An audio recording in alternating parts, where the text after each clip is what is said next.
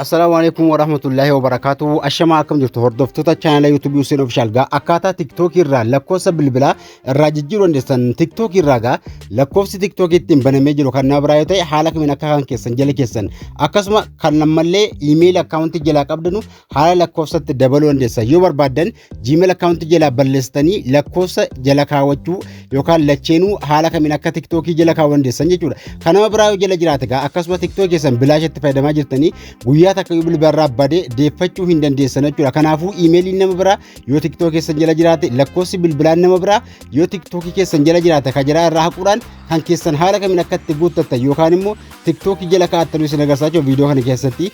Kana isin agarsiisaa namoonni haaraa ta'an subscribe gochuun eegalaa viidiyoo dhaggeeffatan akkasuma viidiyoo like tuquun godinyaa keessanii share godhaa isiniin jira qaayitaa gara barnootaa waliin deemna.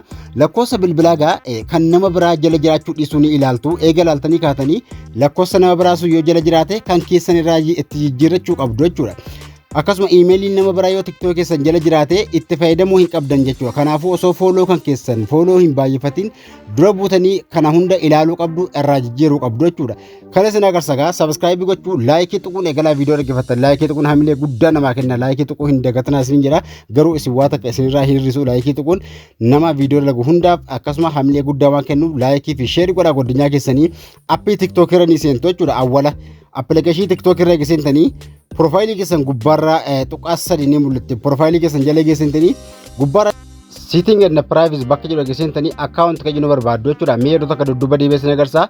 Tuqaas dudduuba deebi'ee agarsiisa. Tuqaas sadeen gubbaanii tuqxu TikTok gubbaarraa tuqaas sadii gubbaa tuquudhaan TikTok irraa tuqaas sadeen gubbaa tuqxanii setting and privacy bakka jedhu keessa geessentanii irraa kana waan account jedhu hunda ni barbaaddu. Account bakka keessa ni seentu jechuudha. Bakka kana account bakka jedhu tuquudhaan keessa ni seentu gara fuula duraa deemtu. Sana booda awwala irratti ni argama account information bakka jedhu sana ni tuqxu yeroo takkaaf. Account information achirra eega tuqxanii lakkoofsa email jalaa qabaattan haala kanaas ni baasa lacheenu yoo lakkoofsa bichaa qabaattan lakkoofsa baasee email ni hin mul'isu jechuudha. Emailiin jala hin jirre yoo jala jiraate haala kanaan dhuma lakkoofsaatii fi dhuma awwala isin eegala lakkoofsa jalaa jirra baaddan lakkoofsa tuquudhaan asirratti change point number jechuun lakkoofsa jijjiiruudha. Change point number ka jedhu kun lakkoofsa irraa jijjiiruu barbaadanidha. Bakka lakkoofsa tuqxanii ganjallaatti immoo unlink point number jechuun jalaa balleessidha. Lakkoofsa jijjiiruu osoo hin taane jalaa balleessuu jechuudha lakkoofsa sana. Change point number ka yoo isin tuqxan lakkoofsa ka biraa ka takka TikTok itti hin banamin haaraa jala kaawwachuu qabdu jechuudha. Change point number bakkeettu kana yeroo isin tuqxan lakkoofsi isin itti guuttachuu qabdan ka kanaan dura TikTok hin banamin ta'uu qaba jechuudha lakkoofsa haaraa. Change point number tuqxan lakkoofsa haarawaa sana asirra galchitu jechuudha. Ka TikTokiin ittiin hin banamin keessan ka ta'e akkasuma bakka kanatti ni guuttu jechuudha. Lakkoofsa keessa akka ta'e asirratti eega guuttanii gara fuula duraa isin next jechuudhaan gara fuula duraa deemtu. Next tuquudhaan lakkoofsa keessa eega guuttanii next gochuudhaan gara fuula duraa eega deemtanii asirratti yoo dhiqata bilbila keessan keessa sim kaardiin sun jiraate koodii ofumaan irra isinii galchaa jechuudha. Yoo sim kaardiin sun bilbila keessan keessa jiraate koodii ofumaan itti guutaa garuu yoo bakka biraa jiraate hanga itti guuttanu ittiin guutamu jechuudha. Sana booda ofumaan dudduuba isin deebisa eega lakkoofsa sana irraa jijjiirtanii lakkoofsa duraanii balleessee hamma ka haaraa keessanii kana irra isinii kaa'aa jechuudha.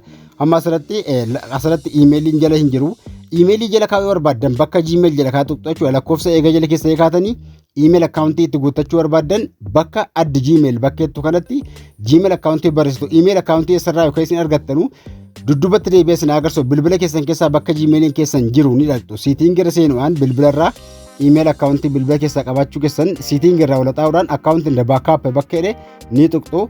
Account in the backup keessa manage account tuquudhaan emailii bilbila keessaa qabaachuu dhiisuu keessan ni ilaaltu. Eega ilaaltanii kaatanii Gmail account sana dhaqxanii TikTok jala kaa'attu kan nama biraa fayyadamuu hin qabdannu cirraashuma.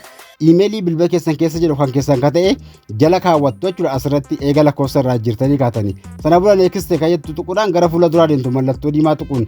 Okay walakkaatiin ba'uudhaan emailii irraa dhaqnee koodii verification finnee dhumna hamma Gmail akka appii irraa. Appii Gmailii isa kana. Irra seenuudhaan koodii kooppii godhattu yoo barbaaddes ni sammuutti qabattu yookaan ni barreeffattu. Koodii sana fiddanii verification koodii waan ta'eef asirratti hin naqxu jechuudha. Emailiin isin jala keessa ka bilbila keessa irra jiru ta'uu qaba jechuudha. Eega Gmail itti guuttanii asirratti kana isinii fidaa gara fuula duraa deemidha yookaan immoo noot nawadha. Kana hamma jala kaa'amee jira waa takka rakkoo hin qabu. Yoo dudduubatti deebitanis yoo dhaqxanii recovery security cimsuu barbaaddanis haala kanaan jala kaa'amee isinii jira jechuudha. Kun gubbaarratti lakkoofsi ni jira. lakkoofsa biraa haala ammas nagarse irraa jijjiirtu yoo bakka lakkoofsi duwwaa ta'e illee bakka sana tuquudhaan lakkoofsa haaraatti guuttachuu dandeessu jechuudha yoo lakkoofsa jalaa hin qabnes hamma jalaa balleessuu barbaaddanis account information bakka tuquudhaan bakka lakkoofsa bilbilaa eega tuqxanii yoo jalaa balleessuu barbaaddan asirratti unlink point number bakka yeroo tuqxu yoo lakkoofsa bilbilaa jalaa balleessuu barbaaddan ganjallaa kana kan macarashaa jiru unlink jechuun linkii jalaa baasiidha unlink point number kan ganjallaa kana yeroo isin tuqxan lakkoofsi bilbilaa isin jala keessan sun ni badaa jechuudha asirra yeroo tuqxan bakka kana tuquudhaan bakka kana yeroo isin tuqxan lakkoofsi jala keessan sun ni badaa jechuudha yoo imeelii of jalaa qabaate tiktookiin kaza remove bakka tuqxan lakkoofsa jalaa balleessanii jirtu jechuudha amma yoo imeelii itti guuttattanii lakkoofsa jalaa haquu barbaadanii akka isin kana gootan yoo garuu imeelii lakkoofsa qofatee jalaa hin badu jechuudha haala kanaan keessi lakkoofsa bilbilaa irraa jirtan haaraatti naquu barbaadan akkuma kanaan add point number bakka tuquudhaatti naquudhaan koodii fiddanii jala galchuudhaan lakkoofsa bilbilaa imeelii itti guuttachuu dandeessuun isiniin jira haala kanaan karaa sirrii ta'e lakkoofsa bilbilaatiif imeelii tiktook jala kaa'achuu dandeessu haala kanaatti fayyadamaa gaafii qabaattan waa'ee sooshaal miidiyaa irraa waan isiniin galle yoo jiraate akkasuma komantiitti gaafadhaa isiniin jira barnoota dabalataatiin hanga walitti deemnutti nagaan tura sabiskiraayibii fi laayikii fi sheer gochuu hin dagatinaa.